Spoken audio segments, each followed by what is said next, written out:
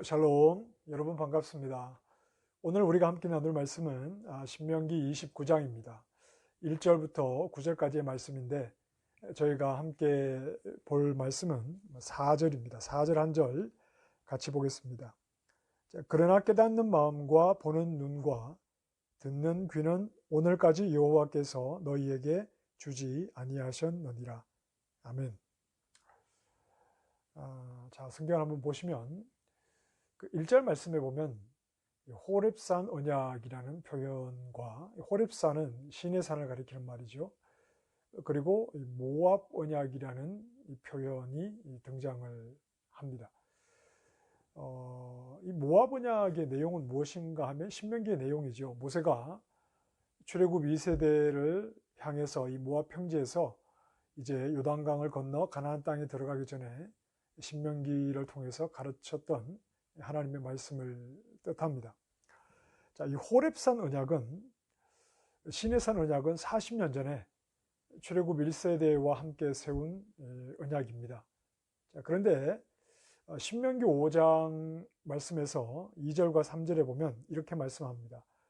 우리 하나님 여호와께서 호렙산에서 우리와 언약을 세우셨나니 이 언약은 여호와께서 우리 조상들과 세우신 것이 아니요 오늘 여기 살아있는 우리 곧 우리와 세우신 것이라.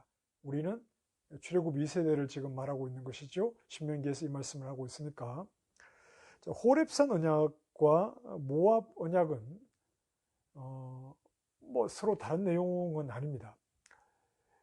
먼저 그 언약을 맺은 두 당사자가 동일하죠. 여호와 하나님께서 시내산, 그 호렙산에서 이스라엘 백성과 언약을 맺었습니다. 자, 그리고 여기 지금 모압 언약은 여호와 하나님께서 출애굽 2세대들과 맺는 언약 같지만, 그러나 모세가 이미 시내산 언약이 너희 조상이 아니라 1세대가 아니라 지금 우리와 맺은 언약이다, 이렇게 말을 했습니다. 그렇기 때문에 모압 언약과 이 시내산 언약은 사실 동일한 언약의 당사자 여호와 하나님과 1세대, 2세대 관계가 없는 이스라엘 백성과 맺은 언약이기 때문에 그 내용은 근본적으로 같다고 볼 수 있겠습니다. 호렙산 언약을 맺었던 이스라엘은 어떻게 됐죠? 그 언약을 지키는데 실패했습니다. 그래서 지난 40년 동안 광야에서 다 죽고 말았죠. 그러나 여호와의 언약은 여전히 유지되고 있죠. 실패한 1세대를 이어서 2세대가 그 자리에 그대로 서 있는 겁니다. 그리고 2세대와 계속해서 이어지는 이 언약을 시내산 언약이라도 해도 되지만 모압 언약이다, 이렇게 지금 표현을 하고 있는 것입니다.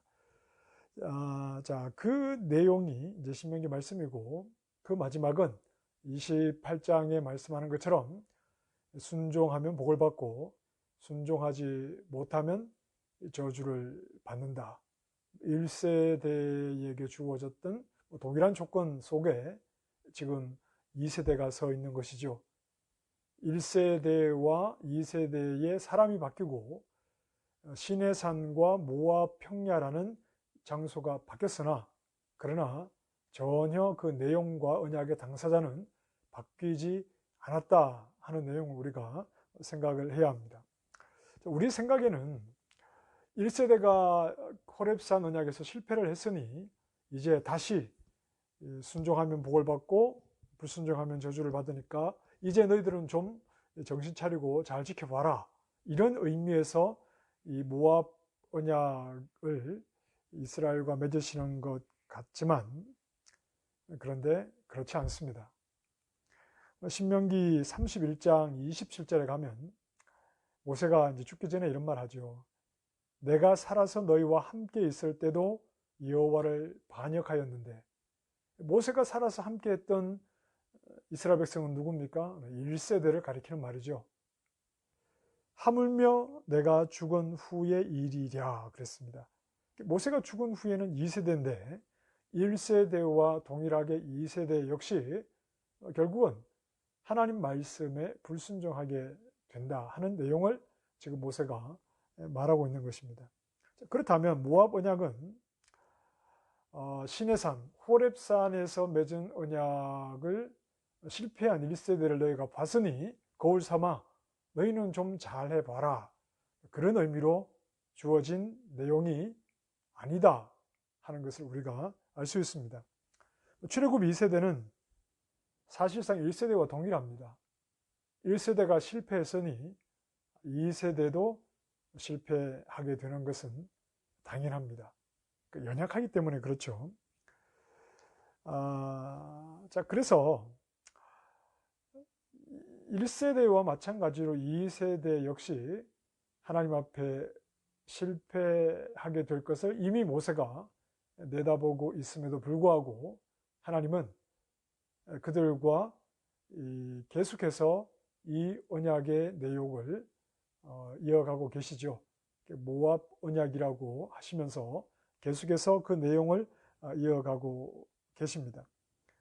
이스라엘이 실패할 것을 아시지만 하나님께서 계속해서 언약을 유지해 가시는 것은 이스라엘을 하나님이 기대하시기 때문이 아니라 그들과 맺은 하나님, 언약을 맺은 하나님의 신실하심, 그 안에 소망이 있기 때문에 그렇습니다.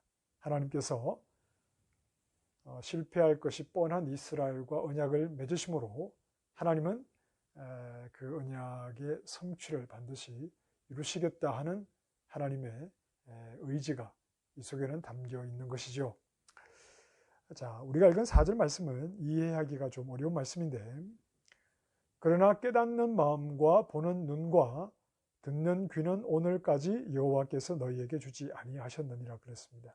2절과 3절에서 무슨 말씀을 하느냐 하면, 애굽에서 하나님께서 이스라엘을 구원하실 때 놀라운 기적과 놀라운 능력으로 하나님께서 그들을 구원하시는 것을 이스라엘 백성들이 다 봤지만, 그들이 눈으로 보았으나 진정한 의미를 깨달을 수 있도록 하나님께서 아직 깨닫는 눈을 주시지는 않으셨다, 이렇게 모세가 이야기를 하고 있습니다. 이스라엘을 구원하시는 것은 오직 하나님의 방법으로 가능했죠. 이스라엘은 무력하기 짝이 없는 종이었습니다. 그러나 하나님의 방법으로, 하나님의 능력과 놀라운 하나님의 기적으로 이스라엘을 애굽을 멸하시고 구원해 내셨습니다. 전적으로 하나님이 이루신 일을, 그것을 가리켜 우리는 은혜라고 이제 이렇게 말을 합니다. 그러니까 놀라운 은혜를 통해서 이들이 구원을 얻었는데, 이스라엘이 그 영적 의미가 무엇인지에 대해서는 이스라엘이 깨닫지 못하고 있다, 이런 말이 4절의 이제 의미라고 볼 수 있습니다. 이스라엘을 구원하시는 것은 하나님의 은혜이기 때문에 이스라엘에게 달려있는 것이 아니라 전적으로 하나님이 하시는 일입니다. 이스라엘은 이제 세대가 바뀌어도 여전히 하나님 말씀에 순종하지 못하는 연약함을 벗어날 수가 없습니다. 그들은 또 1세대와 마찬가지로 여호와 하나님을 반역하게 될 것입니다. 모세가 말한 것처럼, 그러나 하나님은 그들을 포기하지 않으시고 애굽에서 전적으로 하나님의 능력과 하나님의 은혜로 그들을 구원하셨던 것처럼 이스라엘 출애굽 2세대 역시 동일한 이스라엘 백성으로 하나님을 반역할 것은 뻔하지만, 그러나 하나님께서 전적으로 오직 은혜로 그들을 구원하실 것에 대해서 말씀하고 있는 것이죠. 한번 너희가 잘해서 순종해서 복받아 봐라, 그런 의미로 이 말씀이 주어진 것이 아니라, 너희도 출애굽 1세대와 다를 바가 없지만 하나님의 은혜로 애굽에서 너희를 구원하신 하나님께서 이 언약하신 내용을 반드시 성취하실 것이다. 이스라엘이 불순종하는데 어떻게 성취합니까? 그래서 하나님께서 직접 메시아를 보내시고, 메시아를 통해서 율법을 순종함으로 아니라 믿음으로, 예수 그리스도를 믿음으로 의롭게 되는 그 길을 열어주시는 것이지요. 오늘 우리의 구원은 처음부터 그리스도 안에 있었습니다. 그렇죠? 오늘 우리의 구원은 우리가 어떤 능력을 발휘해서 우리가 막 최선을 다해서 막 40일 금식 기도를 하면서 그렇게 해서 구원의 자리에 이르는 것이 아닙니다.